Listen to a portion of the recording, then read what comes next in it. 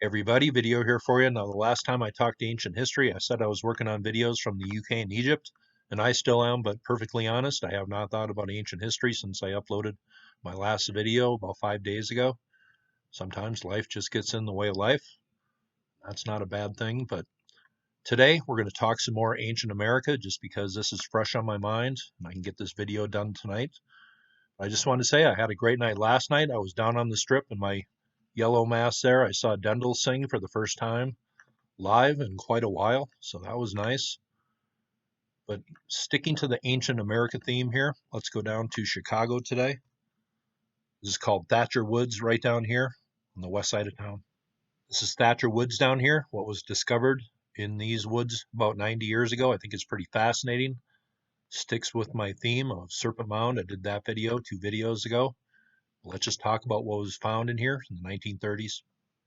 Through my Ancient America series, I've introduced you to a lot of people who were kind of integral a long time ago in kind of keeping this history alive in ancient America or discovering things. This is Isabel Bassett Wasson. She was one of the first female petroleum geologists in the United States and the first female ranger at Yellowstone National Park. She graduated from the University of Chicago, and her interests included archaeology. She discovered a Native American religious mound in Thatcher Woods near her house in River Forest in the 1930s. An article about her discovery called "The One Who Started the Environmental Education Movement in America Back in the 1920s and 30s." So she was pretty important in trying to preserve or get this history out there. That's the way it appears to me. Here's a story that came out in January of 2015, Chicago, Illinois, Serpent Mound, confirmed by anthropologists. And here's a drawing by Isabel Wasson done in the 1930s here. She notes a fire pit in the eye, but this is the same symbolism as Serpent Mound in Ohio, the famous one. The snake or serpent with his jaws around an oval. Some people say this is an egg, but what does this actually represent? I think that's a big question. We know Serpent Mound faces the solstice. But what does this figure represent? The way they have it laid out on the ground? That's a big question. This isn't the first time I talked about Chicago. This is a video I did about 2 years ago. And there was some mounds and animal effigies, I believe a lizard effigy and a few other things, right in an area that's just filled with modern development here. I will leave a link for this video in the description and at the end of the video here, but here are some lost mounds, what people diagrammed a long time ago, but Chicago's like a lot of other cities in this part of the country. Mounds removed a long time ago and totally forgotten about. Getting back to the Serpent Mound and Thatcher Woods here, it says, according to Jim Hodnap, one of the founders of the Thatcher Woods Restoration Project, the Serpent Mound is about 800 years old. Like the mound in Ohio, a large fire pit was found within the egg. And what does that represent? That's pretty important. Fire and smoke had certain symbolic meanings to different cultures, that is for sure. But that is a little confusing because here on Isabel Wasson's diagram, the fire pit is within the eye. But I believe the fire pit at Serpent Mound, and you can correct me if I'm wrong, but it is right in the middle of the egg.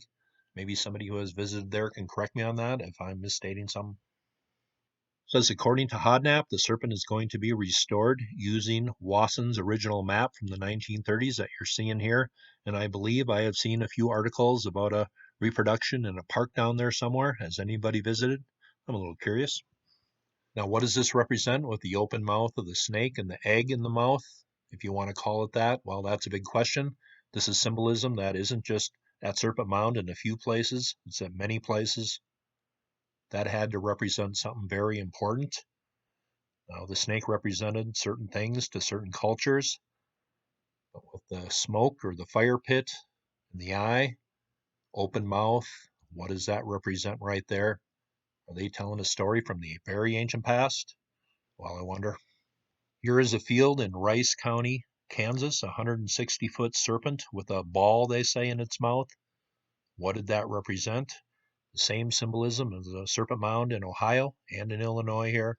Says this photo was taken in the 1980s when an archaeologist researching the Serpent Mound mowed down existing grass and poured biodegradable lime across the mound to highlight it better so you can get the features here. Here's the Blythe Antelios in the Southern California desert. Some sort of animal here. Coiled serpent tail.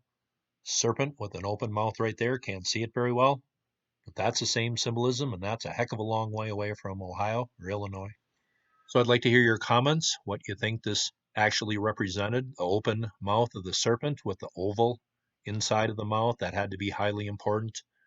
This just wasn't constrained to the Ohio region, Illinois region. It seemed to be spread all the way through ancient America, so that had to represent something pretty powerful. Here's a diagram of the serpent effigy, done a little later in history, found along the Des Plaines River here. But I thought that fit in well with that video I did 2 videos ago. Serpent mounds were found all over ancient America. Chicago has one right here in Thatcher Woods. If you've seen the reconstruction, please let me know. Hope you thought that was cool, and you all have. Very nice day.